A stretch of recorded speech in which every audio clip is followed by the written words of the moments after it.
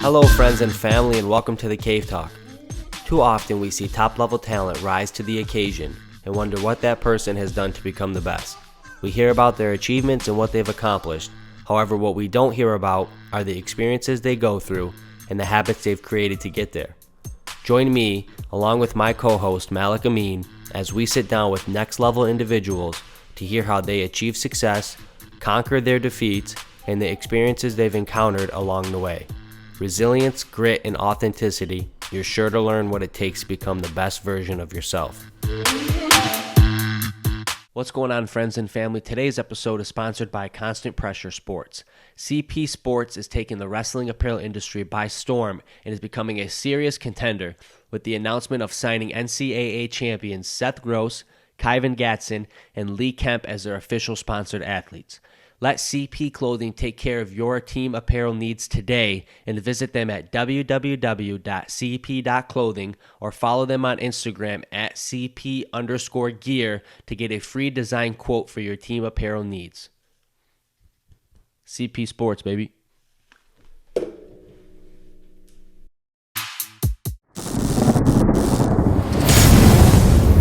The Cave Talk. What's going on, guys? Thank you for tuning in to episode 6 of the Cave Talk. We are here with Team USA Snowboarding member Jake Vedder. What's going on, Jake? What's going on, guys? How are you? Doing good, man. How are you? I'm doing good. This is a sweet setup, man. Thanks for having me over. Of course, man. Thank you. What have you been up to throughout the quarantine?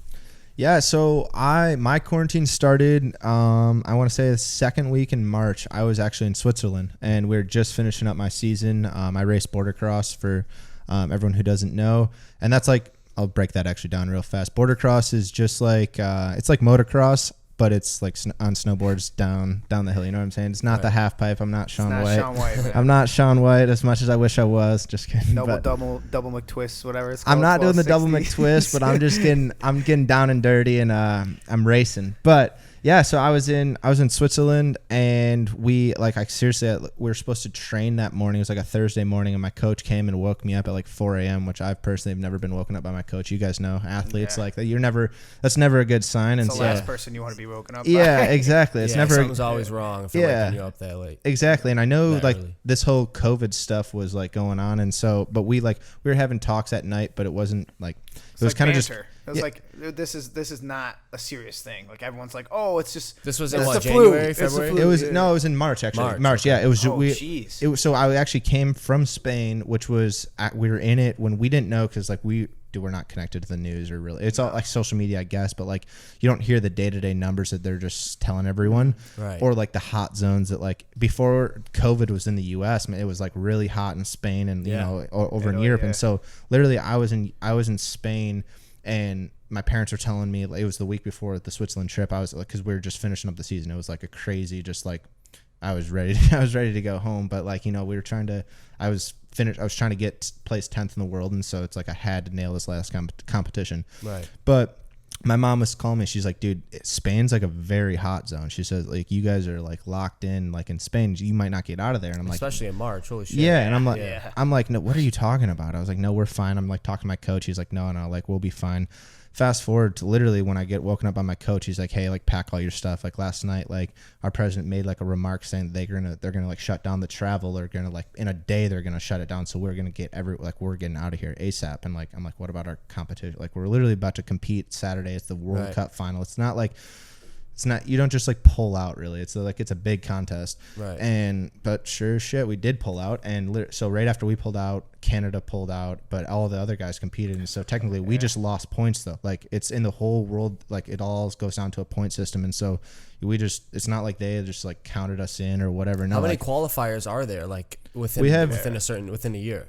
So it's all World Cups. So the qualifiers that will break down for the Olympics are selected like, World Cups are like the actual events, and then to make the Olympics, they'll select like a few of the World Cups that are the qualifiers. Do you have to like achieve a certain time to qualify your event or something? Because in wrestling, you have to win. Yeah, what is it? Is it time or is it placement? So for like making the Olympics or just like at a World Cup event? For Olympics. So it's a world. It's like the end placing, and so we have to either like if you podium a race, you're locked in. Like if you're podium, which is like. first, second, third, in a race, you're locked in for the Olympics during that qualifier. For this year, which we don't know what's going to happen this year, if you finish top 6 in the world by the end of the season, you're locked in for the games as a U.S. athlete. This isn't for like everyone. This is just for the U.S. And so for me, 2 years ago, I was 9th in the world and 1st in the U.S. team, like at the end of the year. Last year, I was missing the last contest, which screwed us. I was 14th in the world and 2nd on the U.S. team, and our other guy was 12th. So we were both gonna hit the top 10 for sure. Like that, in Switzerland, it's like a really good track for us. So we're gonna do well. And so yeah, dude, that just kind of screwed us there. So now moving forward to this year, we're well aware that if our season fully runs, if we finish top 6, we're gonna make the Olympics. And then if no one does or whatever it is, if we lead into the 2022 season, it's going to go down to like 4 qualifiers and then whoever does well at those 4 qualifiers. So when's your next for this year? I actually just got an email this morning that we're going to try to we got cleared to go to Europe. I want to say in like late September, early October. Okay. I don't know exactly yet, but we're going to go to... And it's all like play it by ear, obviously. Yeah, it's totally... And like I don't know what's going to happen because sometimes when we travel, we have a small group. Like we travel with probably 6 or 7 guys. We have 3 girls. And we got like 3 coaches, physical therapists, blah, blah, blah. It's a kind of a smaller team, overall team, but we're also like... We share rooms with each other. So I don't know how the dynamics... Do you guys compete against each other? Like... Yeah, that's tough. So yeah, that's where it causes like... We're teammates, but it's a fully individual sport. Is it the same? Is it the same for wrestling? It's kind of like wrestling a little bit. Well, for me, it's a little bit different because Miles and I are the only ones who compete for San Marino. Yeah. But for Team USA, when you, I mean, if you're like, let's say, it'd be like kind of like you're saying, if I were to wrestle somebody at the U.S. Open Finals the next day, and we had to stay in a room together. Like, that's what it is, man. It is. That's literally what it is. That would be horrible because like your competition. I'd be trying to wake them up in the middle of the night just to mess with them. Well, no, like I'm not even kidding. Like there's like old jokes that like, I mean, you just request a wake up call to that room. I mean, there's so many different stuff, even to different teams. Like there's, because sometimes depending, like if we're going to Russia for a competition, they're like, we don't just all stay at random hotels. We're all staying, like every team staying at one hotel. But if we're in like a normal country, I mean, if we're in like Switzerland or something like that, we're like just the U.S. team will be at one place. And so, but with that, my roommates also like, we'll get our brackets the night before the race. And so it's because we show up to the race. We have a day of training, we have a day of like course inspection where we have to see the course. Because keep in mind, there's like these builders that drive the snowcats that make these 100-foot jumps, and they're not out there hitting them, so they're just guesstimating. Like they're literally building. I'm serious. They're building these massive kickers. All the ones you see, like someone tests those. Like someone. It's not like it's a perfect. Like there's never. It's never just the same. Nothing's jump. ever perfect. Right. No, it's never, and it's not like just the same jump every time. So we have like a course inspection and then a test, and so they'll send like 4 or 5 riders down. You'll get selected. I'd never test because I'm so they like literally just select a random person. Oh, bro, no, that's top competing. 16. Oh, yeah, listen to me. It's the biggest for just to test a hill. So like, what if you get hurt?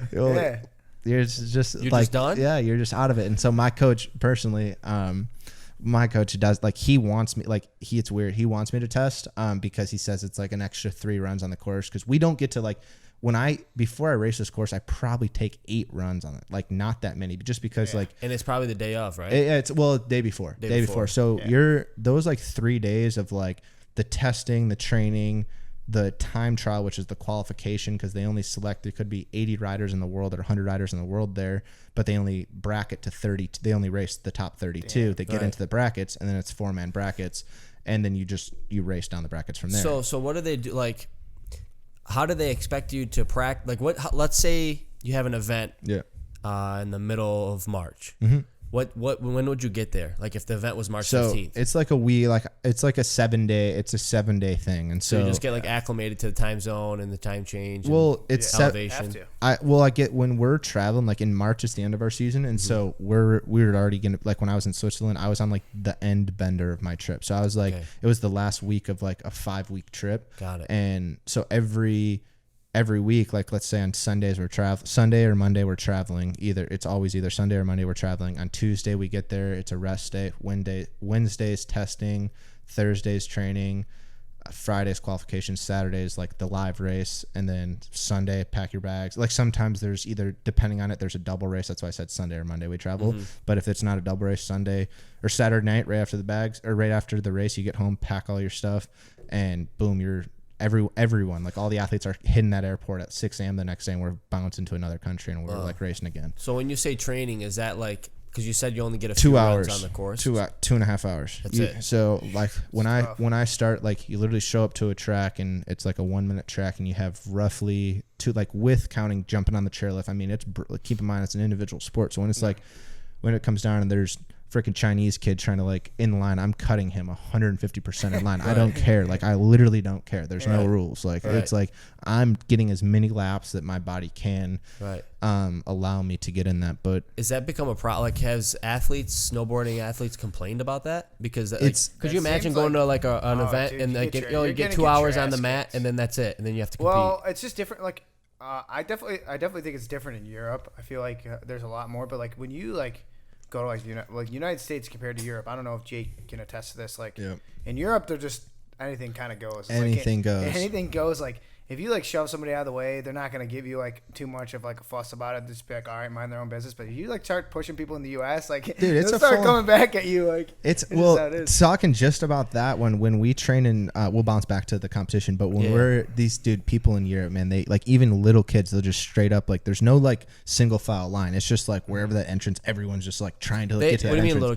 They open it to the public? They don't understand social cues. I'm more just talking about lift. Social like cues, I'm more just talking about like outside of the competition, just chair lifts. And when we depending on what it is, sometimes we're taking the normal chairlift, like so we're like we're trying to dodge the public as we're like trying to lap the courses, and seriously people are trying to talk to you, and I'm like so in my zone. I'm like, bro, these people probably think I'm such a dick. Like I'm you're about to compete in a World Cup and like you're sharing I'm on a time zone, like I'm on like a time schedule to get as many laps in, and it's like I don't even talk. Like I come up, I have like 10 seconds on the radio with my coach, because my coach is, and it's not like I'm one-on-one with my coach. They sit at the top? Is that my coach one would be seriously on a video camera, like could be a mountain away, filming from a massive video camera, because you have to, our track is so long, and so just to get our own footage, it's so hard to get to a perspective to shoot the whole course.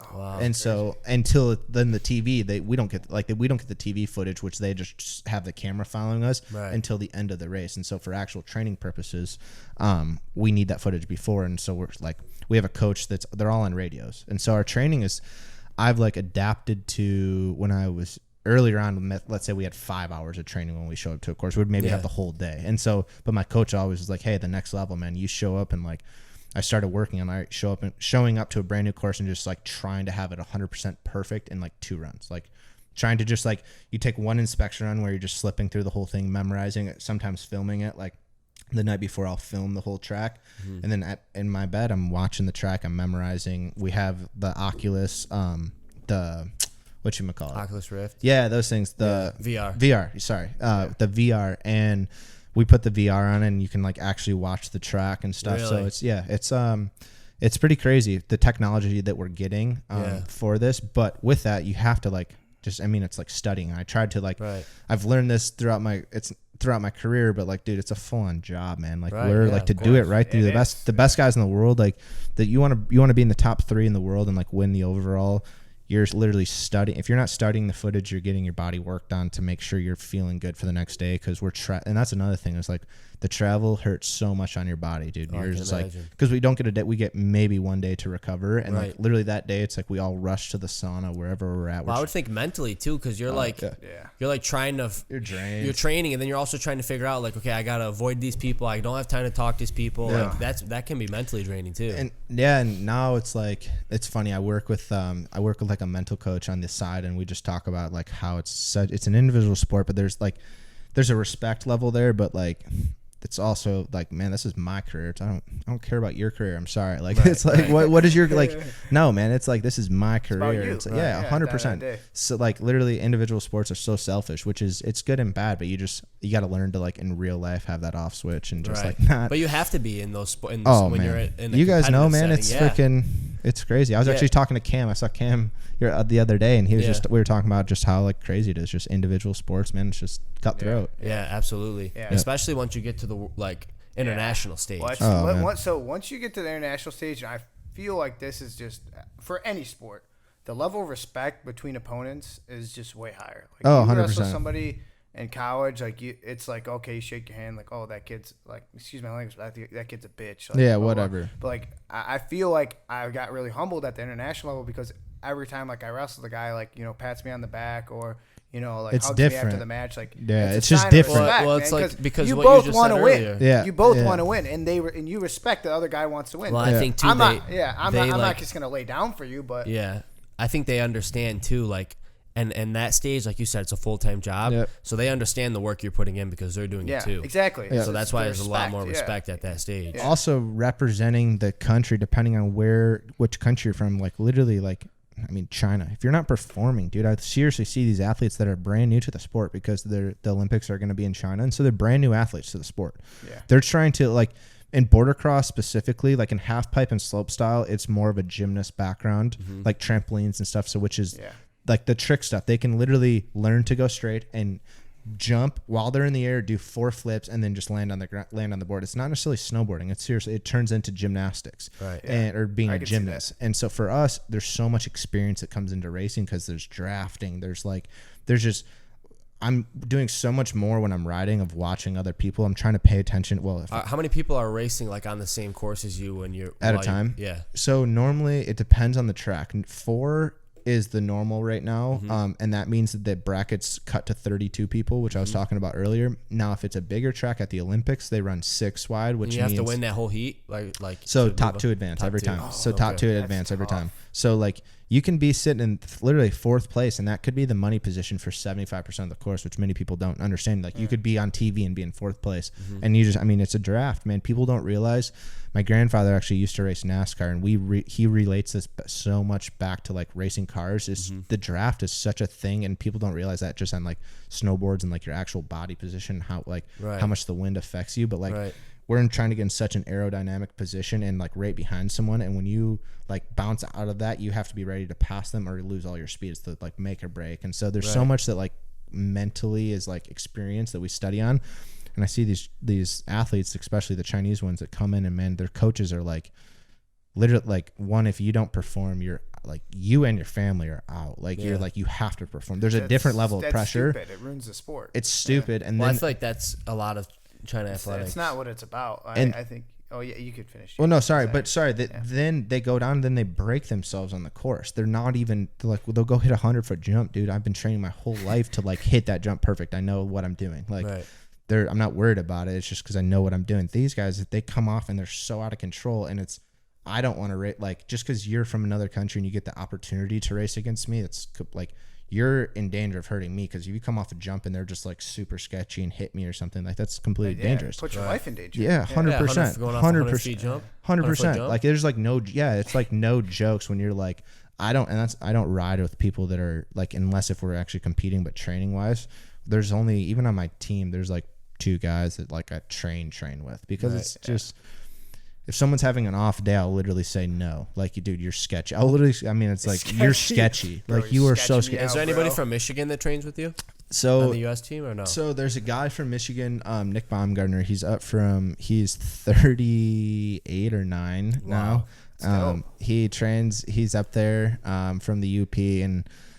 Yeah, the typical age is probably around your age, right? Or no? Well, I'm young. So before last year, another guy got on the national team, and he's a year older than me. But before Senna joined, I was the youngest by like 7 years on our team. So I was the youngest by I was 20, and the next youngest 2 was like 27 and 28. That's just how it is, man. The international circuit, like you see, like Olympic gold medalists at like 18, 19 years old, is like crazy. Yeah, you see some of these guys from like Azerbaijan to like 35. Like Miles, we also the guy at the European Games. He looked like he had like 4 kids. And Miles, well, that's like, why a lot of those guys though end up going on and when they're in their 30s and winning the Olympics so easily because they've been training since they've been 16 and on that stage. Yeah, you know, which is crazy. They're used to it. It's just normal. I'm sure it's like that in snowboarding too. Well, yeah, you have your find Shaun those guys. Whites. You have your Shaun Whites winning at 18 years old, and then you have you could probably attest to it too. Like guys that are like 34, 35 win their first gold medal. There's just patience, honestly. Yeah. But then for me, like a lot of coaches have tried to get on me and said having 6 because I'm still pretty young for the sport and just obviously, I'm growing into it, but I had success really early on, and now they're like, there's a lot of hype between now what's going to happen. Well, they're like, what's going to happen from now like to the Olympics, and like I've had good steady results. I mean, I'm the like Olympics are in 2 years, right? Yeah. But like no, it's 2022. 2022. Yeah, like a year and a half. This 2020, man. I forget. Yes, this year's freaking crazy. It is a blur, man. Just cancel it. It's in China. Yeah. It'll be in China, Beijing, right? Yeah, but honestly, I mean, I would be shocked if it still is, but who knows? Yeah, I have no idea. That's well, if there's a very good chance. I mean, we don't know what the coronavirus is. We don't know if any of the Olympics will happen. I don't think China would be the first choice if the coronavirus is still around. They say keep it out of Asia. But the problem is this is my personal beliefs, is that the whole Olympics, man, it's so crazy. It's just whoever puts up the most money for like that venue. Yeah. Because it's, I mean, dude, these Asia countries are just getting. Where was it? Where was it? Beijing, wasn't it? No, it was in South Korea. Yeah. So Seoul.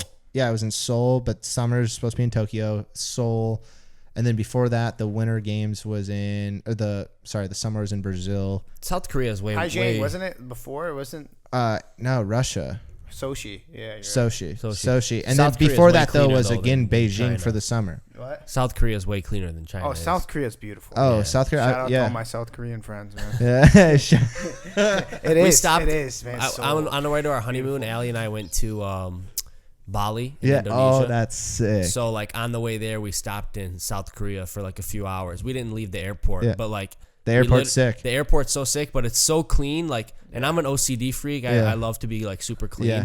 Like to an extent where it gets annoying. Seoul was crazy, huh? But like you walk into the airport and like I went to the bathroom. They wash and your I hands dried for my you. I dried my hands off and I threw the paper towel in the garbage.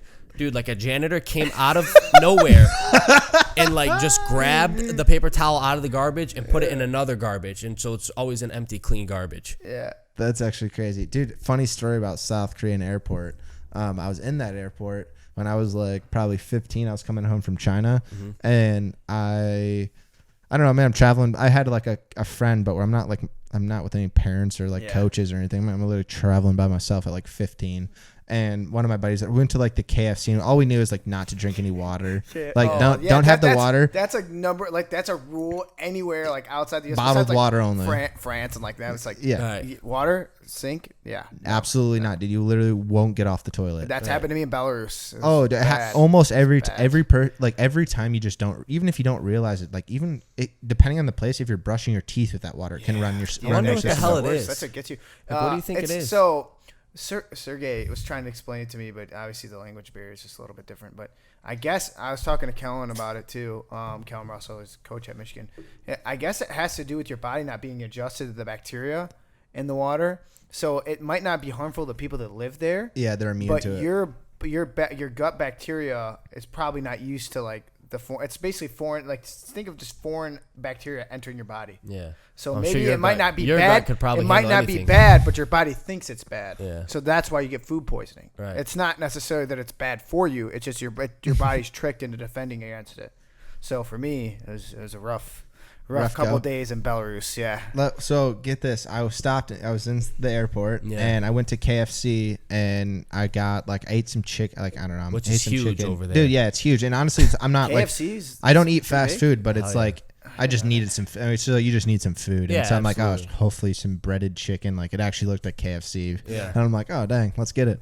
And so I was like, got that, and then I started munching on the chicken. And I went and got the smoothie, which had like the ice and the water in it, whatever. And so I just literally like ate the chicken, drank the smoothie, got on my 13.5-hour flight home, and luckily I had 3 seats to myself, so I just like laid down. My buddy had the same behind me, and so we're like laying down, dude. Like an hour into the flight, I like lift my head up, and he's just, again, we're like young, so he's like watching a movie. We're all like geeked up, and now I try to sleep every time I'm on the plane. But he's like watching a movie. He's like, "What's up, dude? Like, what's up?" And I'm just like, "Oh, dude, I don't feel good like at all." And I'm like getting like pretty like delusional. Me sick right now. And so I literally walk back, and it's night. Like everyone's supposed to be sleeping like on the plane, so all the lights are off, and the curtains are closed to the back, and so I like go back to the curtains, and here's 13 like South Korean stewardess just like all like in like a group, all eating, drinking, just hanging out. And I'm like, I honestly was so delusional, I couldn't find the bathroom. I was like I'm like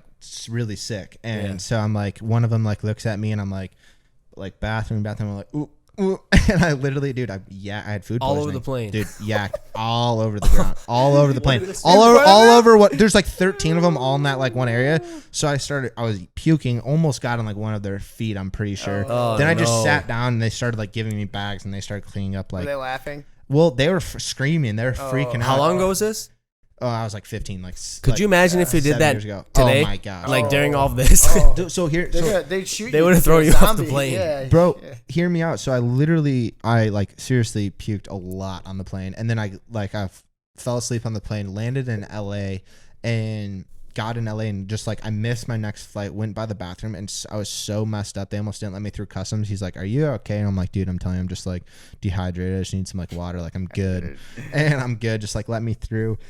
Literally said that. Like I actually just like begged him to let me through. Yeah. Customs because he thought I was bringing over something, which maybe I was. I don't know. And I fall asleep. Maybe you started the coronavirus. Maybe I did. And first on the Cape Talk, Jake Vedder brings coronavirus to the United States. Joe Rogan, 8 years early. Joe Rogan, bring us on. We got some major news, breaking news. Yeah.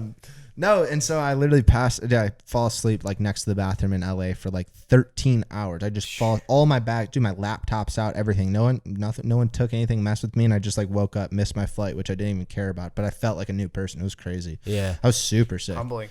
Yeah, super sick. Like, well, like food poisoning, humbling. Oh, I lost so much, dude. It was like messed up. I thought I was dying. Yeah, the longest flight I was on, I think, was like 14 and a half hours. So I can't imagine going on that flight feeling that way and like just feeling so uncomfortable for that long on a freaking plane in a foreign country. It's horrible. It's horrible. When we flew to Kazakhstan, it was like how long was that? So it was 8. So we had to stop in Paris, but it was 8 in Paris and then 11 over to 11. Kazakhstan. But how long? 19 hours of travel. I was judged by like because we always have to drive to the mountains, so I always judge it from like bed to bed, like literally from when I leave my bed in the morning to like bed when I get there, dude. That's probably. I didn't even realize that too. You have to drive up the mountains and stuff. Well, so that's what I'm saying is people don't get that. It's like, oh, it's only like 10 hours flight to Europe, because honestly, I'm the first one to say like once I'm done with my career, bro, I'm chilling on travel for a little bit. It's just it's draining. Well, really you've been to a lot of countries, and I'm very lucky. You're spoiled too. I'm very lucky. You're like spoiled, dude. You've been to Europe? I'm like, dude, I don't want to go back. Yeah, well, and it's like it's not that it's not beautiful over there. It's just that when I'm over there, it's not like I'm sitting on the beach drinking mimosas, that's what people getting massages. Well, it's so funny. I like look on Snapchat store, like the Snapchat like location, and Jake will always be like somewhere in Europe, like Switzerland or like Switzerland. Is Switzerland pretty much like the hub spot for all your competitions? Switzerland, Austria is huge, which they're all right there. Italy's big. Honestly, just that whole mountain range right there, we bounce back and forth. Yeah, dude, they get a lot of snow out there. France every once in a while. They just have to host the competition and we'll be there. Right. But do they ever host them here? Yeah, what about Kazakhstan's got some out. You ever that would be sick, the Himalayas. Dude, that actually I've never been, but that would be sweet. That would be sick, actually. They gotta put up the money though, man. It costs so much to have us at a venue. They should host it at Mount Brighton. Do they have? They should, bro. The Olympics at Mount Brighton. Yeah. They should. Shout out Brighton. What up? What up, Brighton? That's where it all started, though. Yeah, that is. Yep. It all started at Mount Brighton. I'm a snowboarder. I'm not obviously at the level Jake's on, but I used to hit Mount Brighton after school. How old were you when you started snowboarding at Mount Brighton? I started skiing when I was 2, and I started snowboarding when I was 5. 2 years old, you put skis on? Yeah. Was that like my dad? Well, my dad put skis on me, and I didn't do it. Did he want you to like become a professional snowboarder down the road or skier? No, man. No one even realized what it was going to evolve to, like at all. Like obviously, like I was I was good at learning. Like I just like got it right away, but it wasn't like I was crazy. And even when I was like growing up, like started competing like 7, 8, 9, I would go to nationals in Colorado, man. I would not win. I would get like 40th place, like 30th place, 20th place. Like I was maybe like a 15th or something there. Like I wasn't, and my family was just like, oh, it's every spring break. Like I never went on like to Mexico or anything like that. I was just always don't worry, neither. Yeah. Malik actually went to Disney World for his senior spring break. I never in college the Big Tens. That's a true story too. That's not not fake. So my parents took me to. So all right, first of all, it's my fault because my friends. That's my friend. He got Mickey Mouse signature. Because Mitch Cackett's girlfriend was going to Fort Myers. So we're like me and David Wright and our friend group were like, dude, Fort Myers is gonna be sick. Like that's gonna be dope. We could have gone to like Barcelo, Mexico, where just gets wild. Barcelos. It would have been a great Barcelos time. where I met my wife. Yeah, he met his wife. I could have met my wife. Thanks a lot, Mom and Dad. But yeah. So my dad. All right, my parents are obviously good parents. Like they took me to Disney World, and I was 18 years old. Like so what? It was animal. Hey, they're some of the best. There's a little bit of a kid. All right, in you that's like okay, like you obviously want to get down to like Fort Myers, have a great time. Like we could have gone to Barcelona. That was already with the wind. Once we found out Mitch wanted to go down there for his girlfriend. So we're like, all right, we're already locked into going here. We might as well go have fun. So we get to Orlando, and I'm like ready to go down to Fort Myers, have fun with my friends. And my parents are like, oh, we're going to Disney World. I'm like, dude, you're fucking kidding. You just won the Super Bowl. I'm trying to open a handle. I'm trying to open up a handle of Tito's, not have a drink at Epcot, man. Like, I'm trying to. You got a Mickey Mouse smoothie. So I ended up going to Disney World. It's actually a great time. Souvenir cup. No, seriously, it was actually a great time. I loved it. I mean, it was fun. But ever since then, that was my last spring break because of every year college. I mean, I would never. Well, you didn't go with Miles. I thought you went to Miles with Miles to senior spring break to Mexico. I tried as hard as I could. It didn't work. So Miles got to go to Barcelona, but you had to go to Disney World. That's just how it is. He's the favorite. But Jake, you know what I'm saying. It's just a sacrifice you make, man. I've never been on a spring break ever, and I see all these people in Cabo and like. That's just the sacrifice you make as an athlete, and you gotta put yourself in the other people's shoes too. It's like they would trade anything in the world to be in your position. 100%. And it's kind of funny when you're thinking like that. You're like, man, I wish that was me. And then you kind of get that reality check, like, fuck, I got Big Tens like next week. Dude, I gotta start focusing. They have no idea what's going on. For you, it's like, dude, I have the World especially Cup now next when week. you like. Why am I thinking about going out with my friends in Cabo? Like, I need to focus on what's important. Well, like right now, like you're already where you're at, and you look back on those times, like you wouldn't trade missing out on like a senior spring break for to be where you're at. It's so funny the way like timing is everything, especially like early. I just look at early on competitions on like I look back, how in the world did I actually get to where I'm at in the time I'm at, in the time period that I was like given. Like when was it when you were like, okay, I can actually start to make a career out of this and be really good, going from placing 40th place to holy shit, I can be when I was on Team USA. When I was 13, I got third. Like I just got third. Dude, this is honestly my career. This is how crazy it is. I got third at nationals and for border cross, and I started. And the only reason I say this because I competed in everything else too, just trying to be like a well-diverse snowboarder.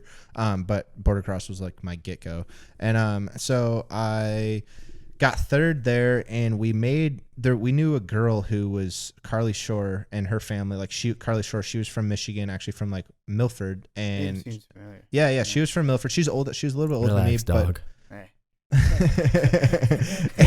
Dog's coming out. You start to hear. I thought you were talking about me, calling me a dog. I'm I'm talking about you. At, though? I'm talking about you.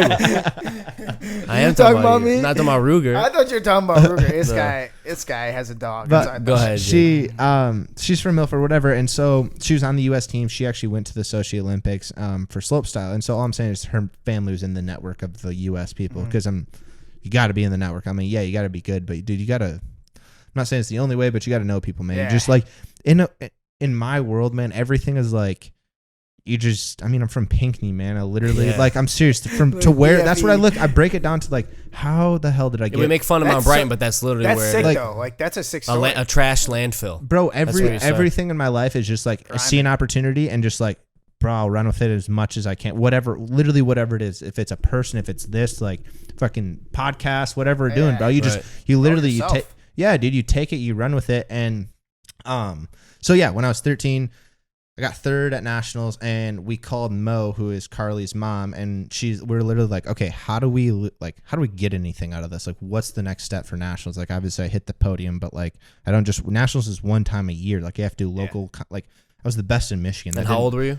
13. I was the best in Michigan, but like but that literally, I mean, dude, I was competing against like 5 different, like shout out Anderson Day. Like I was competing against like 5 other decent snowboarders. Like what? Michigan didn't mean anything. No. And I was competing like whatever. Michigan wasn't anything, and then I went to Colorado, and then I started doing somewhat decent out there. We called Mo, and she's like, hey, well, Carly I know like she's on the US team, but there's a Project Gold, which is like a US development camp. They'll invite like 5 or 6 people that are like going to make team here in like the next few years and just see where they're at. Like maybe like maybe like 16, 17, 18-year-olds for border cross, because slope style and that stuff is earlier age, like where they peak and stuff. They peak when they're like 18, 19. For border cross, we peak when we're like more 25 to 30. We talked on that a little bit earlier, but and so Mo, like, she made the call and they invited me when I was like 13 years old, which is crazy. And so my dad came out there with me, because I'm like, it's a scene to where there's no like, it's not like college or school. Like, dude, the coaches, I mean, it's snowboarding. Like, you got to take care of yourself. Like, no one's there holding your hand, bro. Like, if you're like, if you're freaking didn't pack your lunch for snowboarding practice, you're going to be on the hill all day for like 6 hours. Like, that's on you. No one's literally there telling you to do it. And so when I got 13 years old, my dad's like, all right, well, you're not ready for that. Yeah, I'm coming with you. So just send him off. Yeah. So my dad came out there with me, and I like stayed with him. He drove me to practice every day. And it's not like I would like beat those guys, but I was just in it. Like, that was just like actually riding the courses, like meeting them, like riding with these guys who are now all my teammates who I used to look up to. I was watching X Games and like watching all these guys. I'm like, holy smoke. Like, it's just like, I used to literally watch you guys on TV, and now I'm like training with you. Yeah. And now I'm like actually on their team and beating them, blah, blah, blah, blah, blah. So it started as a Project Gold invite with that, and that got me in the network. And then like I started going to Utah, where our Olympic training center is, and getting like fitness tested like once a year. Like, just like literally, like they would say, hey, would you be willing to come out for like 2 days? I'm like, yep, on the next flight. Like, literally, sure. Like, sounds good. Like, literally, that's it. Like, just taking opportunities when they come. And like my fitness stuff was really good. And so I wasn't just, there's a lot of snowboarders that are on the team, not necessarily in border cross, but because you have to be super fit and like strong to withstand the stuff. And just like your legs, I mean, you're pumping for like a minute straight and trying to out pump other people. You just got to be strong. Right. Some of these other guys, you got to be strong, but they're not big dudes at all. Like, a lot of they're kids, man. The guys that are best on our team right now for like slopestyle, they're all like 19, 18-year-old, like 130, 40-pound kids. Like, really? I'm serious. Like, yeah. Oh, yeah. They're like 15. Dude, they're like, yeah, they're like tiny, but they're really good. And so those are the kids are chirping you too. Like, well, that's got to be that. They all got the muscle endurance at that point. They all got the Red Bull helmets on. They're all just fronting. Those kids at Mount Brandon with like the A9 glasses. Like, oh, dude, that was dope. But yeah, so dude, like started when I was 13 with the U.S. team, and then when I started when I was 15. I started going to NORAMs, which is called like a North American Cup circuit. So that's just like here, and a lot of the Australians would come train here too. Mm-hmm. So I started seeing more of like the Canadians, a lot more of the US, not just Michigan. And it's no age group. So that's like when I started going, when I was 15 is when there was like no age groups involved anymore. Like, I was racing guys that were like 30. Wow. But still just in North America. Mm-hmm. And I was doing well, and I was on a coach. I went to Utah, like lived in Utah for 2 years when I was like 14 to 15, and I was on a team out there. But my dad, like, it was good for me at the time, but we needed the next step. So did you just live in Utah just for snowboarding? Yeah, dude. I literally told Pinckney High School, like, I'm either gonna leave the school. Like, they had a lot. I literally said, like, they had a lot of PR going around the school, and I said, like, I'm either gonna leave the school and literally just go to a random, like, whichever school that will let me do what I'm gonna do, or you guys can like take it around with this story and actually like do the right thing. Just dude, it's not hard. Like, I'm a good kid, and I'm freaking pursuing a dream, and like there's a lot of kids that are literally like in and out of jail when I'm in high school and pain. Like, it's just like, dude, that's all bad. Yeah, seriously, it's all like bad PR. So they I had that conversation with them. They took it, and honestly, they are really what helped me, because it's like, I mean, without them, bro, like, they helped me a lot. Just because like if I said I'm leaving for a trip would come up, and I'm like, hey, I got to go to Utah for the first month of September. Oh, that's the first month of school. Well, I got to be out there. Like, I got to go. And so they would be like, all right, so we'll just try to do this online school. And like, if you don't get it done, like, just come back to, like, whenever you come back, I just roll back into class. So what? I just literally walk right back into class and just do whatever the class is doing at that time. And like, so is that kind of how all high school was for you? After sophomore year. Yeah. Like after sophomore year, man, I was just like, because that's probably when your career started to really pick up. Dude, I seriously was in school for, 3.5 months out of like the school year. Like, I was just bound, like, that's just like days I actually went there. Right. Like, I was just bouncing. Like, I had to leave. Like, I was just traveling. Like, my life is so, even now it's like, it's such a full-time job, and I just didn't realize that earlier on. I thought I was chasing competitions, but then I realized like, no. Well, especially now, probably because you were never college athletes. You get paid, dude. Yeah. So even when that's what I was gonna say, you're probably like now. Then you probably had to start chasing like sponsorships too. Yeah. So yeah, dude. When I was 15, when I was like, I won state champ. Actually, funny story.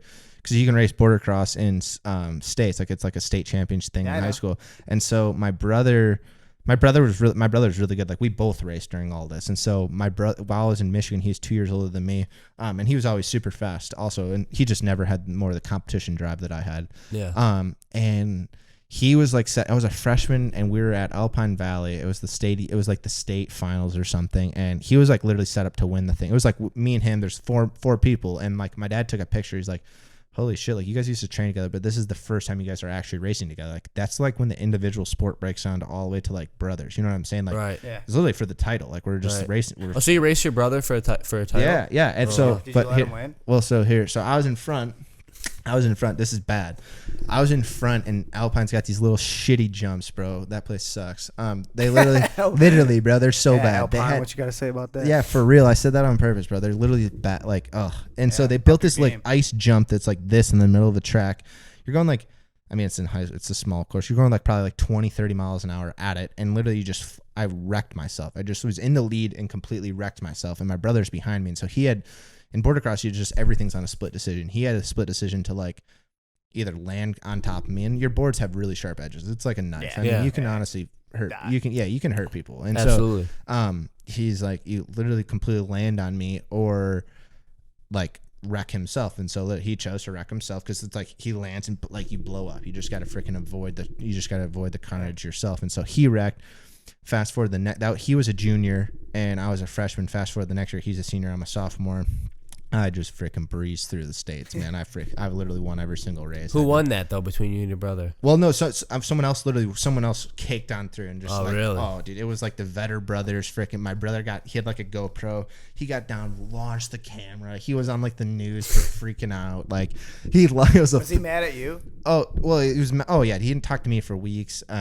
He was like judges were like trying to like at the bottom, like he was literally launching his camera and people are like trying to like calm him down. It was a full on like freak out. But fast forward the next year, it was at Mount Brighton because it flip flops every year the state.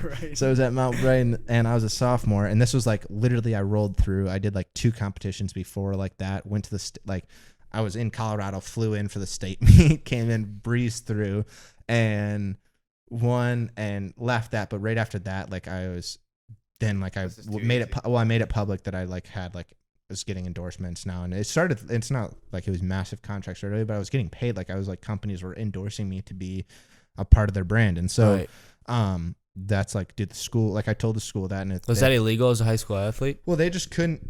No, like it's not. No, I mean they just couldn't. They've never had that situation before. It's like I'm not trying to put myself up with like Imani Bates or something like that, but like I look at him right now, like he has way more clout than I'll ever have. But I'm just saying, like, dude, he's a sophomore in high school, and like, dude, that dude could sign literally. I mean, that dude could sign $1 million Nike deal right now. Absolutely, multi-million dollars. Like, that's crazy. And is that the basketball player? Yeah. He's got like people like LeBron fucking posting about it. He's got. I think he's got to go. Can you go straight to high school NBA now? I don't think you. I think you got to go to college for 1 year.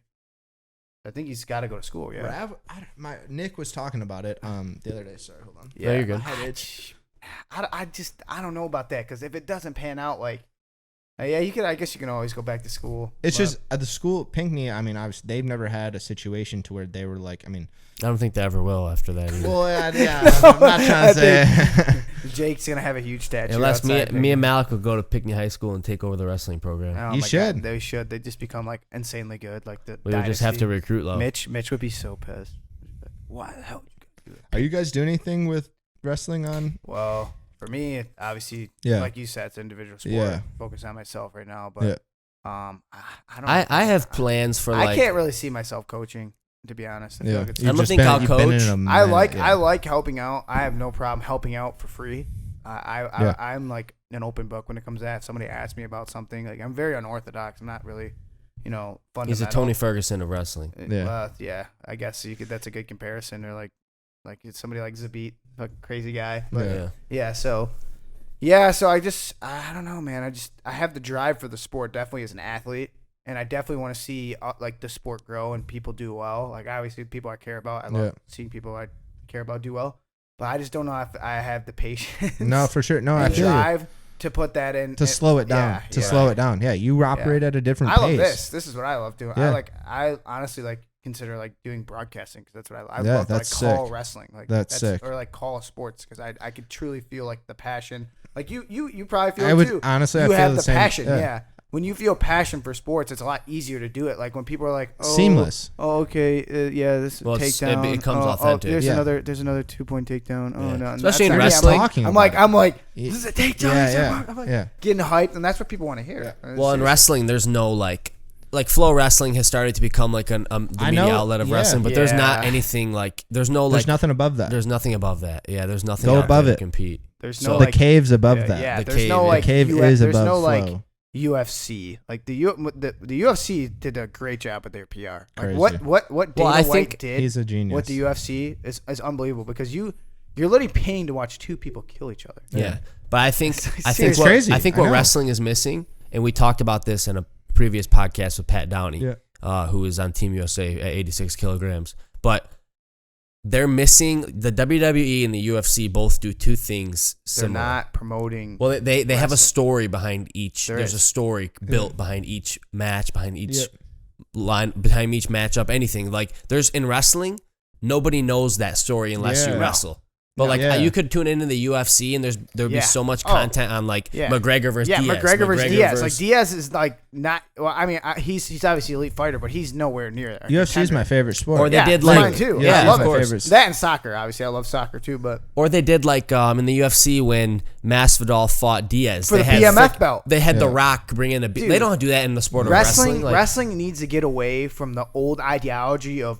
This is like a sport about respect, honor, and all that. It's just times have changed, man. We've seen that and everything. Like, there's got to be like, it doesn't have to be trash talk, but like, obviously there's got to be more. No, there does have to be trash talk. I would say. If somebody doesn't want to trash talk, like a guy like JB is a very humble guy. Like, what's the next competition though? Is what I'm saying. What's like.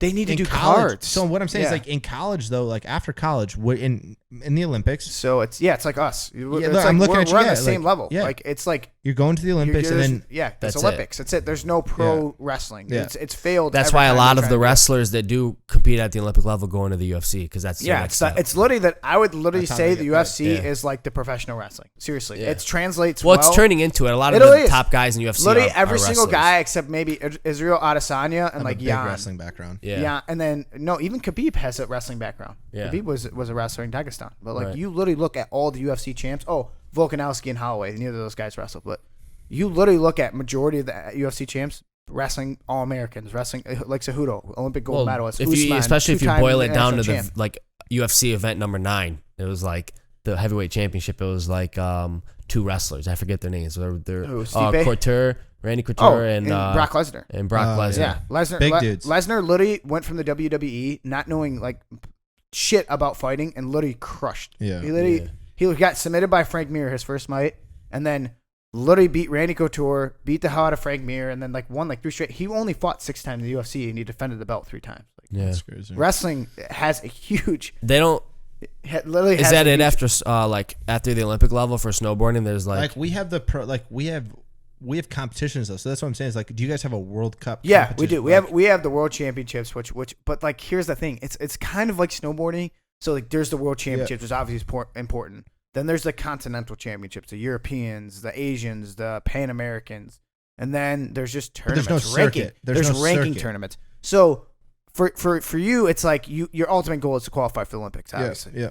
But if you won the World Cup, like what does that mean? Is there like only one big World Cup? Because in wrestling, the World Championships is the biggest event other than the World. It's like you win the World Championships. How often is there a World Championship? There's one. At one time a year? Yeah, that's what makes wrestling so great, man. So you could train forever and never even win the Worlds, man. Not even win, like even place. I mean, some people are just great wrestlers. They just never could perform. It's one tournament. Yeah. I think. Go ahead. I'm sorry. Go. No. For me, it's so we break it down to like the World Cup. We have Olympics, World Championships are like the main events. Olympics every 4 years. World Championships is every 2 years on the off year of the Olympics. So it's just every 2 years. So that's super important too. So like this upcoming year, I placed 5th at World Championships, and it was actually in the States. In 2019, my teammate won it, and then he won. I got 5th, and I was like, that was a big thing because I was like, our whole U.S. office and everyone. It's in Utah. Like it was right so there. If you take 5th, do you qualify for the Olympics? No, we don't. Like it's just doesn't make sense. So now, if I think at this, I don't even know now at this World Championships because there's supposed to be one this year. But it's supposed to be in China. I don't even know if it'll happen. I don't know if that's gonna happen. No. Yeah, I don't think so either. But so they're gonna hopefully hold it somewhere else. But I think now this year, since it's 1 year out of the games, that makes they would. Sense, though. But for the World Cups, we have like a circuit. So there's like.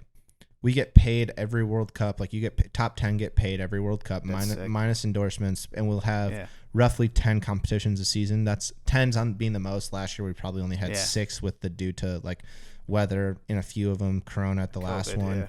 And so that's why I just didn't know if you guys had like an actual different circuit because we can like you could make. I mean, not saying.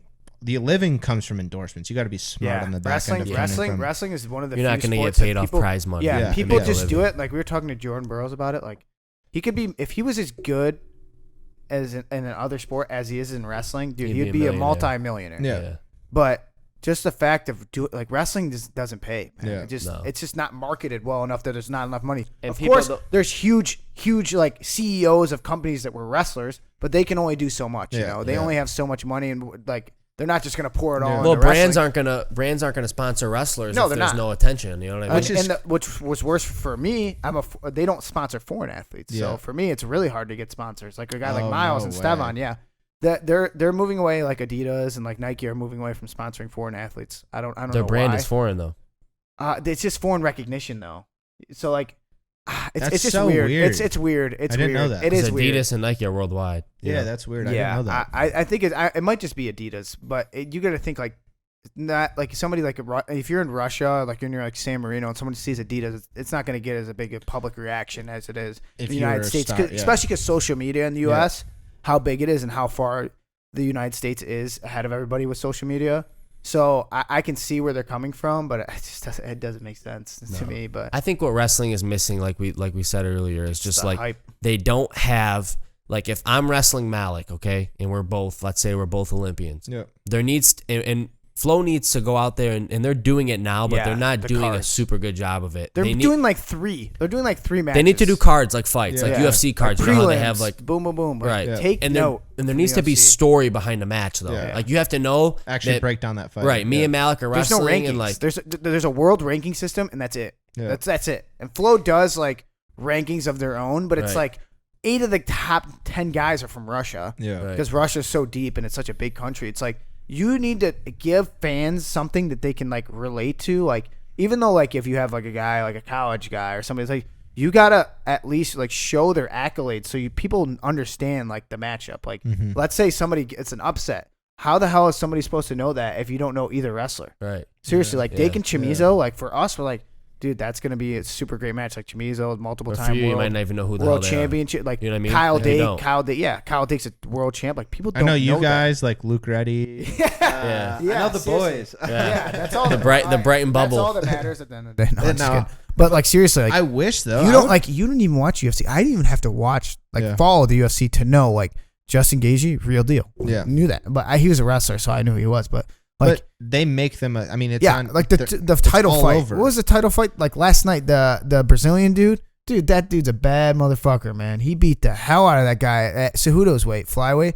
I was like, I didn't even know who that guy is. Who is it? I don't even know. I don't even know his like figure. Speaking of fighting, did you see Mike Tyson? Yeah, he's fighting Roy Jones Jr. Yeah, he's fighting Roy Jones Jr. Man, they're missing that. Man. But then they have but then they have Jake Paul and Nate Robinson, that NBA player, fighting as an undercard. I would love to watch that. That'd be hilarious. Dude, Nate Robinson would beat the hell out of him. That hype is so crazy how they can do that, bro. Jake Paul. The Paul brothers did a good job of marketing themselves. As much as I don't like it, they did do a really good job. Like Logan, I at least respect Logan Paul a little because he was actually a decent wrestler. I mean, he plays 5th in Ohio. Ohio's a tough state. Yeah. Yeah, he wrestled. It's not an easy state to be all stater in, but I think Dom beat the shit out of him. Yeah, if you know he Dom won't fight. Abinator, He won't fight Dom Abinator. wrestled at Michigan. Yeah, I think so. Yeah, wrestling for yeah, Team Lebanon right now. he is. But Dom wrestled Logan Paul in high school. yeah, he and beat shit the out of hell him. out of him. No way. Yeah. He did. Yeah, That's there's funny. there's That's like a actually photo. so funny. There's a photo. Tom Logan just Paul tweeted at him, running. actually. Yeah, he Oh showed. wait, I yeah, think Rav showed me yeah. that. It's a he picture. Like did a YouTube video about Abinator. And he beating never his ass. and he's like, yeah, like they should fight. Like that should be a fight. Like seriously, like that would Dude, that he would would draw That a could huge bring attention- audience. That could bring attention to the sport of wrestling. It could. Like if Logan Paul really cared about wrestling, he probably doesn't. But I feel like every wrestler at least cares about wrestling a little because the grind that you go through that's- and the It's that reward at the respect. end is I'm literally sure in You guys are- snowboarding too. Yeah, but it's nothing. there's like, no reward at the end. Seriously, like if you win like the state title or you win the national title, or whatever, it's Olympic only gold how medal. you look at it. Personally. Seriously, Yeah. there's like wrestling doesn't owe you anything, man. Just because you work your ass off doesn't mean you're gonna win. Yeah. Right. Just says you cut weight, you could cut 13 pounds. Doesn't mean you're gonna win a match. Are you still sponsored with Carhartt? Yeah. Yeah. Yeah.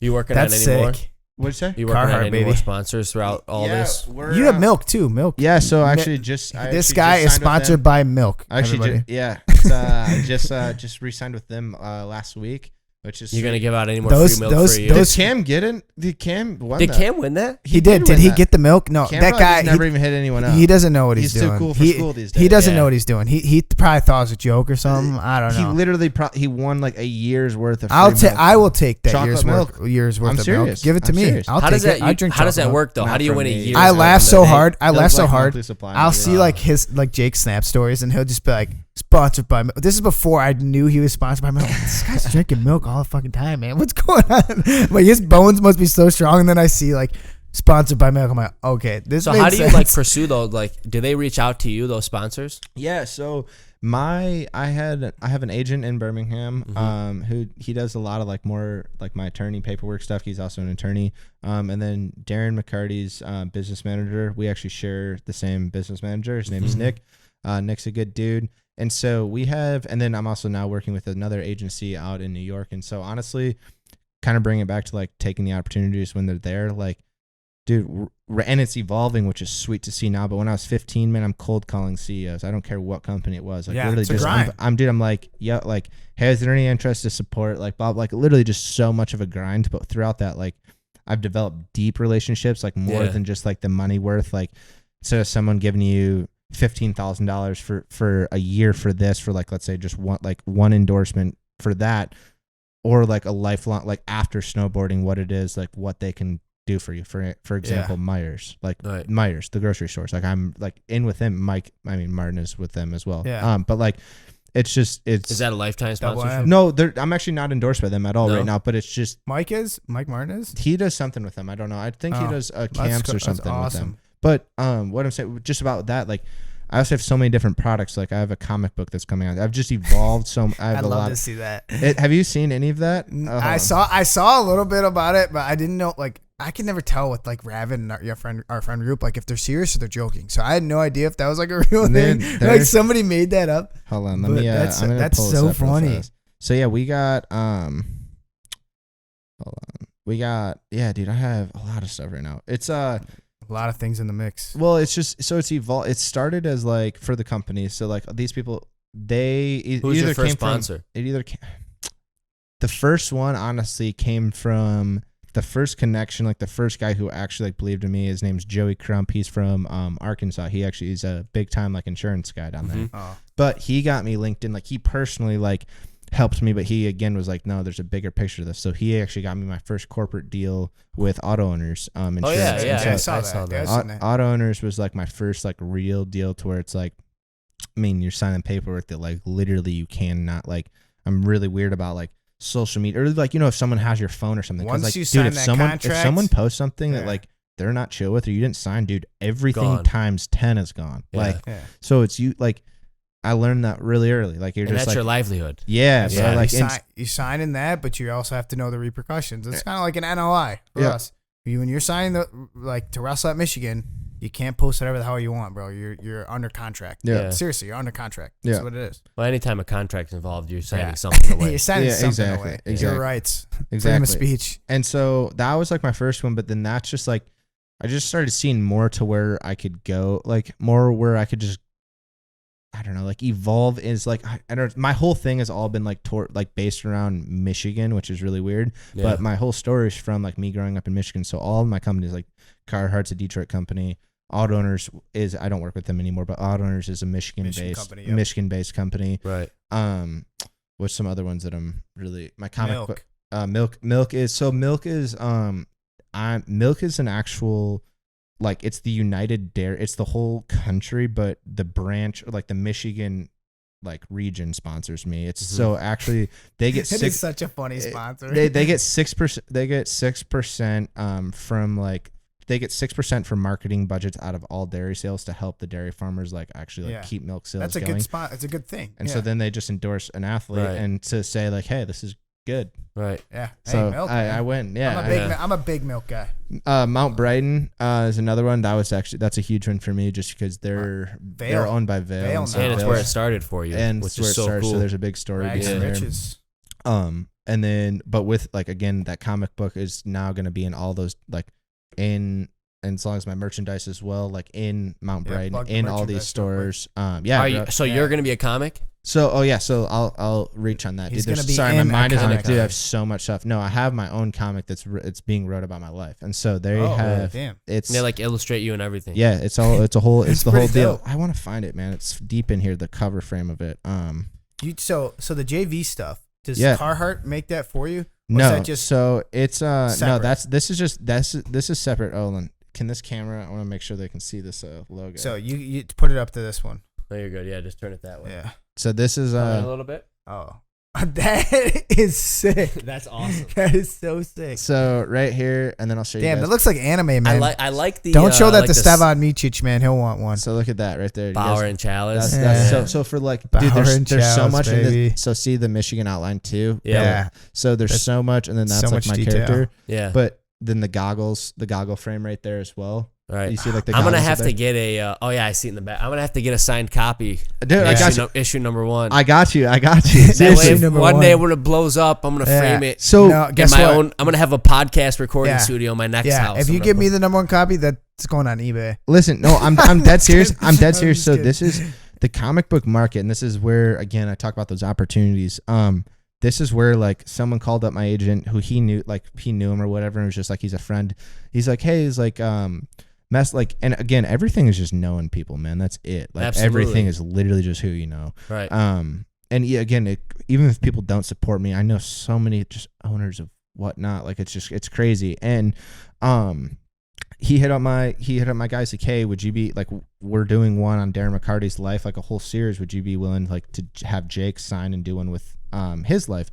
And of course we're like, yeah, like what does that entail? And he's like, well, we're gonna sign and we're gonna put you in Comic Cons. Like this COVID's actually, I would be in literally weekend like Comic Con events right now, but this COVID's stopping that, which is fine. But dude, they literally put you to like, I go to Windsor Comic Con and they literally funnel people to you. It's crazy. They create a fan base for you, right? And these people are buying comics, buying the covers, buying my merchandise, and I'm like, holy smokes, I don't even get this attention anywhere else. And so this comic book market has drawn so much for me already, which is sweet. And so yeah, man, I don't like, that's just one. Well, it's just another industry, like you said, that brings you opportunity. Yeah. Oh, also this one, I almost forgot about this. If John listens to this, my CBD guy, I'm actually an owner of a CBD company out in California. Okay. And so an owner. Yeah. Wow. So owner, big CBD guy, and business partners, and I don't like to front too much, but it's just funny. Like I'm actually business partners with Fetty Wap. Like not even kidding. Fetty Wap. That's so funny. Monty, the whole Remy boys. Like, yeah, all man. of them. He fell off though pretty quick. Fell off, bro. But there's a lot. I mean, he's still Fetty Wap though. That's true. That's true. He still got that I8. Dude, still got the I8. He still got the I8, but he how that all works. They have Cali Sticks, which is, so Stay Kind Co. is the company in California. They have a branch of Cali Sticks, which is like their pre-rolls, like that's their stuff. Mine is all the CBD, like the stuff I can actually promote. Right. But How do you think CBD? Does you think CBD works? I tried it. I mean, I don't know, man. Honestly, I've had a lot of people that have like, hit me up and said, dude, I need more of this. This is like, really? I love this. And I'm like, all right. And really, I'm just like, wow, like I'm shocking too. But I think there's a big snake oil effect that people aren't putting real good stuff into their products. That's why I feel. And it's just, I mean, it's hit or miss. And there's just, because there's a big market for it. You literally can just put CBD label in this bottle and make $10 more off of this bottle. For real. I see that like type of marketing. It's kind of like with it used to be with energy drinks. Yeah. You see like now it's like a little bit like Red Bull and like Rip It and like But back when I was in high school, dude, like literally like I would go to the gas station by CC and it's just a fridge, like literally like I don't even know, like 5 feet long, all energy drinks. Yeah. It's just a fad, but like I feel like that's kind of what it is with like CBD now. Everyone's like trying to jump also, on that. man, it's just there's a lot of money in there, bro. It's crazy the amount of stuff. Is it good stuff though? That's what I'm thinking.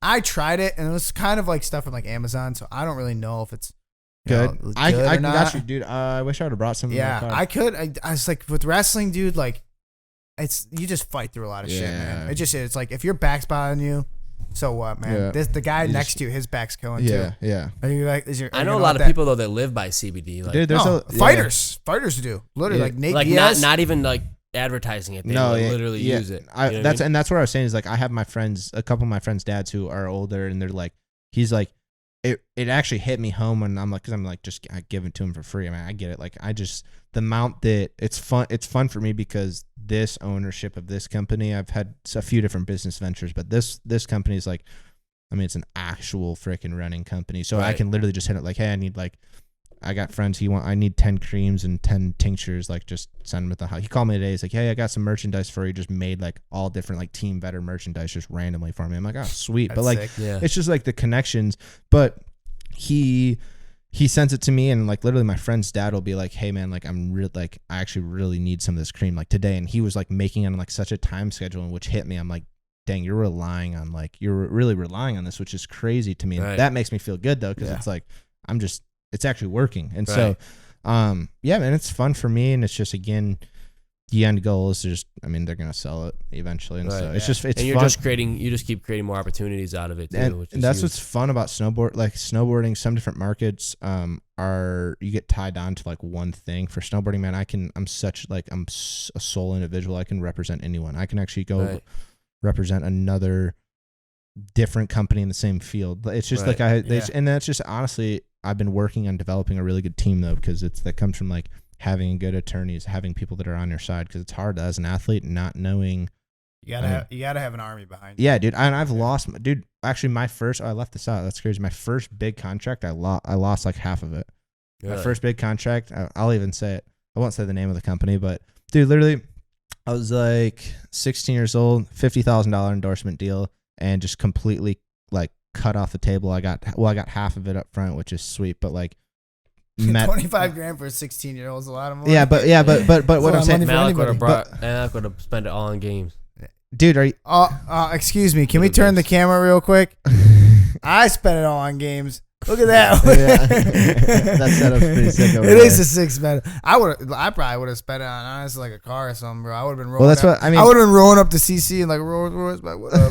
Rolls Royce, $25,000. Maybe you're like 19. Yeah. I would have rented it. Duh. Come on, man. But what happened with it? But it's just I completely just like effed over. I mean, I just like didn't have a good attorney on it. Missed half. The other 25 never saw, which I was relying on. Spent money, like not like I was dumb, but like then again, I took opportunities when I'm getting paid. I reinvest in myself. I pay for a video guy to travel with me everywhere I go. It's big just boy money. Well, but it's just you have I can't go to I can't go to Oregon last week and just snowboard and not get a single picture or single thing out of it because I'm not promote yourself. Like bro, the pictures I just got and the videos I just got. One, we're filming a movie with the video stuff, but the pictures like we can just. There's different stuff to where if someone's like, hey, we need an advertisement, we need a clip, like we have back roll of that. It's not just like we're not searching for clips, and so it's all just investment stuff. It's good, but I mean it's all risk too. It takes money to make money. Yeah, it really does, man. It's just you gotta have like my brother's like, man, I never realized how much like you rely on like having someone there. Like it's just it's my job needs to be focused on like snowboarding and what I'm good at, and like. but we need to make money. So how does that happen? Well, we need to shoot the content. All right, we'll get someone in place to shoot the content. Like, let's get someone who can actually shoot the content, so now we can make the money. Right. If it's something that's not flowing, what piece of the puzzle do we need to make it all work? You know what I'm saying? Right. So, but yeah, that's really it. Well, that's a lot of good information about Jake Vedder's upbringing, what he's currently up to. We're gonna come back though. We got a lot of stuff on the table for this next year, man. Oh yeah, absolutely, man. There's gonna be a lot of recurring guests. There's gonna be a lot of recurring guests because you guys, like, especially with you and Miles and Stevan and me. Don't forget about me. I'm gonna do my own episode, man. Yeah. Y'all be ready. And some future guests we have coming that are also be ready. Olympians. You guys have a lot on your plate that's coming up, and we're going to be excited to watch you compete and have you back to talk about it. I hope it goes good for all of us. I mean, I hope 2021 is just a better year. Yeah, hopefully it's refreshing. It's going to be tough, man, especially for people whose careers are about to end. That's another thing where it's on the time I'm just getting my career started in wrestling. I mean, hopefully I achieve my goals at this Olympics and then call it a quits.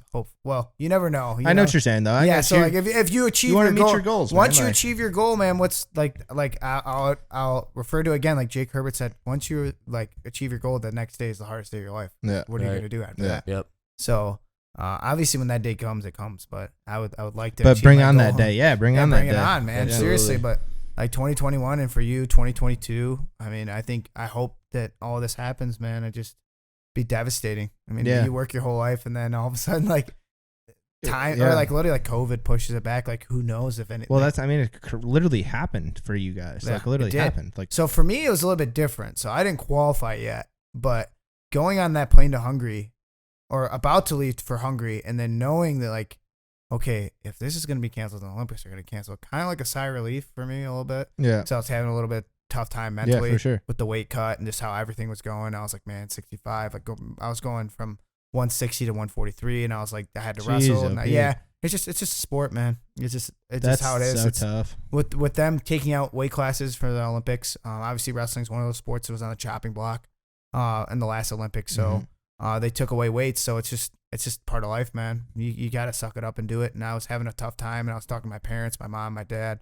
Yeah. And they're just kind of like, man, you just got to go and just stop thinking about it. Go make the weight cut and just literally look at it. Ball out. Seriously, like you can't keep thinking of it and dwelling on it. And then all of a sudden, I was like, okay, man, I might have a little break here now that the Olympics is pushed back. And then on the other spectrum, you have Miles and Stevan who've been training for the Olympics and not having to worry about that. And then having to talk to them, I'm like, man, I feel for those guys, man. It's tough. Yeah, it's the time. I mean, you guys are a year before me though right now, but it's just the time to literally buckle down. But like every day is like, you just got to stay hungry, man. Yeah. You got to just stay hungry. People don't know that though. Like people are like for you, so for hard. You, for but you it comes from you though. It doesn't come from anyone else. Yeah, everyone's like, dude, why aren't you like partying on the weekend? I'm like, dude, I have the Olympics. Like when? I'm like, next year. Yeah, literally, like like, dude, next year, like you can have a beer. I'm like, yeah, I can, but then I got to wake up at 8 in the morning tomorrow, go train. It affects everything. And I have practice at 3. I'm like, dude, I cannot be hungover. I can't. Throws off the week. I have to get good sleep on the weekends. Like I pick and choose when I go out because if I go out like on a Friday, Saturday night bender, and then I'm not going to be good for Monday practice. I'm just not. It's not worth it. And I'm 25 now. When I was 21, maybe I'd get away with it. But now the way my body's aging it's not so easy. The way your body, you're 25, you're not 45. But you don't understand because you're not still competing. But when you understand, I don't drink when I fly, bro. I literally cannot drink the night before I fly. Yeah, but your body's not physically aged like you're 40 years old yet. It's a big cutoff, man. When you go from like 22 to 23, and then you try to like start like getting in that college lifestyle, especially when you're training at an Olympic level. Yeah. That's also, I forgot to leave that out. Like when you're training at a high level, your body's not used to putting like alcohol or like. I can't imagine you guys having to cut though. That's something I can't even like register. I train hard for a snowboarder, but I can't. It's part of the sport though. It just cutting. Is. I mean, it's if you choose it to be. I mean, so like Miles doesn't cut any weight because he moved up to 86 kilograms, but I've been cutting weight since I was a freshman in college. I didn't really cut much weight in high school, but hopefully. I mean, this Olympics I can move up to 74, but we never know. But get it done. I hope so. I mean, it's just like you said, man. It's just gray area. Could not happen. Could happen. But you just got to keep training every day, man. 100%. Yeah. I'm not flying out to Oregon snowboarding. I don't have to worry about travel, man. I feel like so worn down, man. That's tough. It's tough. But in state, honestly, domestic travel is easy, dude. Yeah. Europe is Dude, it's Europe brutal. sucks. The worst is for you because you have to wake up the next morning and snowboard. We at least get there like a week and a half early and like do a training camp where we can get adjusted. Yeah, for that's you, it's like so nice. track. I have to go. I have to do it. For us, it's like sauna, drill a little bit. For you, there's no drilling. No. It's literally no drill. You're like flying down 2 the hill. hours of like Seriously, Yeah. I'm like, dude, I Prep. couldn't do that. No way. Screw that. I go to sleep as soon as I get there. That's like the number one thing they tell you not to do. And Yeah, you do You it. see me, I'm like out like a Matt light. does it all backwards. Yeah, I did it all backwards, man. Backwards is forwards for me. But somehow it like works. I like everyone will be like struggling to sleep the night before, and I'm just like out like a light. It'll be good. Well, dude, you just can't sleep when you're cutting weight too. It's just so That stupid, man. sucks. Yeah, they moved. So it used to be the night before weigh-ins, and for some reason, like the Olympics is like the people who don't wrestle are making the rules. So it's like exactly. you're not the one doing it, but you get to make the rules. So the night before was so helpful because then you could sleep. Yeah. Then you don't have to worry about anything but competition. It was one day you don't have to weigh. Oh, so you have to weigh in 2 days too. Scratch weight twice. So you have to wrestle the whole day, watch your weight while you're wrestling, and then make weight the next day at the same weight. That's stupid. Because you guys normally you plan to cut weight so heavy so then you can like right after weight. A lot you of put people that think on. people think it's like UFC where it's like 2 days or like 24 hours before. No, 2 hours before wrestle. If you make the finals, you're still in it. You have to weigh in again the next day. But if you don't make the finals and you get put in the repechage, you have to literally wrestle like the next morning again. Like 2 hours. You're just screwed either way. Off the scale, go. I was supposed to get rid of cutting weight, but it just made it more. We're gonna have a future episode from Alec because he's I have a lot of got insight, a lot to man. say. I like that. But Jake, thank you for coming in for episode 6. And Shredder Vedder, man, buy his we'll gear. be excited to have you back when you're talking about competing in the Olympics in 2 years. So Absolutely, man. Thank you so much for having me on, and I'm stoked to see what you guys are doing. This Hey is man, awesome. let's see Keep that it merch, going. man. We got to see the merch. Hey, There's a JV merch. This JV is merch. dropping in like on jakevedder.com in like a minute. I don't Yeah, know. this is in like like a week. Supreme. I'm like So if you don't it's get the it, next Supreme. this is Supreme. I'll overcharge you. every Thursday. Hey, I'll don't overcharge say you. that. Stefan will log on and just try to buy it. Yeah, Stefan, hit me up. I'll He's like, overcharge he's you. got the Jake. Stefan will get a bot He's got the ready Jake for it. Vedder bot. All right. Cheers, guys. Thanks, boys.